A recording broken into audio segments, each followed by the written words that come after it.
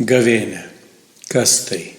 Tai 40 dienų laikotarpis prieš Velykas, skirtas tinkamai pasiruošti ir atšvęsti Kristaus prisikėlimo šventę. 40 dienų tradicija kilo prisimenant Jėzaus 40 dienų pasninką dykumoje prieš pradedant savo viešą veiklą. Evangelijos pagal Matą 4 skyriuje skaitome: Jėzus buvo dvasios nuvestas į dykumą, kad ten būtų velnio gundomas. Išpasnikavęs 40 dienų ir 40 naktų, jis buvo labai alkanas.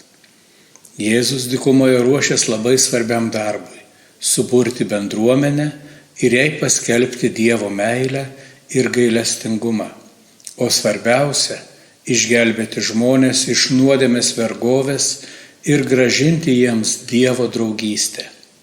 Pasaulio pradžioje žmogus ir Dievas buvo geri draugai, bet velnias suviliojo žmonės puikybės nuodėme, paraginęs juos atmesti Kūrėjo įstatymus ir stojus į Dievo vietą patiems imti spręsti, kas yra gera ir kas yra bloga. Viešpats leido žmonijai paragauti šio jų sprendimo vaisių ir pasaulis paskendo nesantaikoje ir brolžudiškuose karuose. Nežiūrint visų pastangų patiems kurti rojų žemėje, mums nelabai sekėsi ir tai, kas buvo gražu, kilnu ir teisinga, buvo iškreipta ir supainiota. Žmonija pasimetusi nebesugebėjo atpažinti tiesos ir ėmė šauktis Dievo pagalbos, kad šis atsiųstų mums gelbėtoją, kuris mus iš naujo išmokytų mylėti.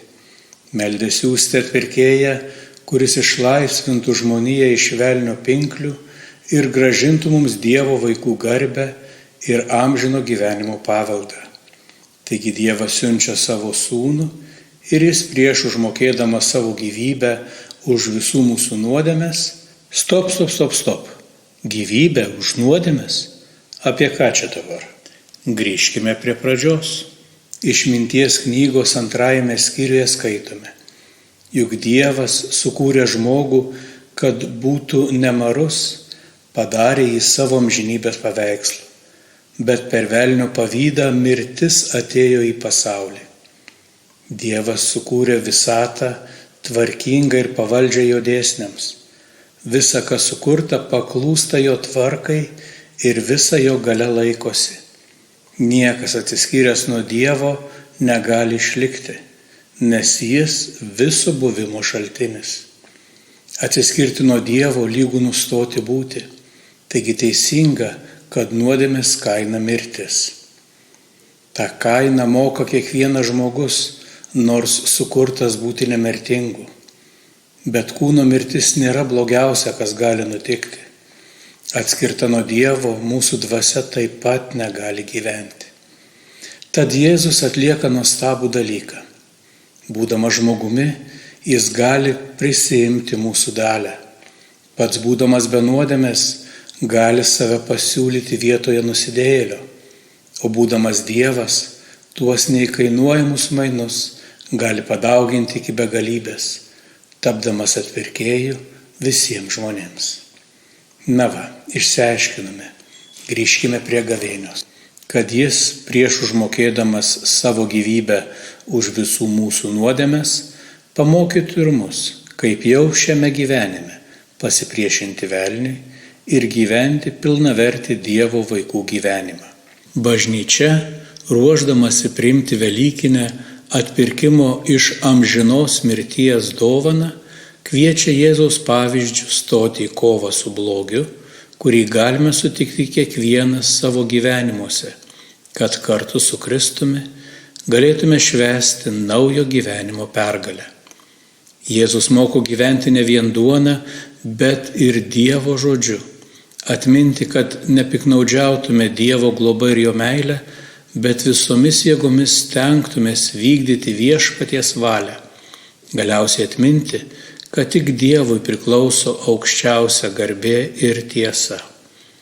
Per 40 gavėnios dienų esame kviečiami pasninkų, malda ir artimo meilės darbais augti bendrystėje ir panašėti į Kristų.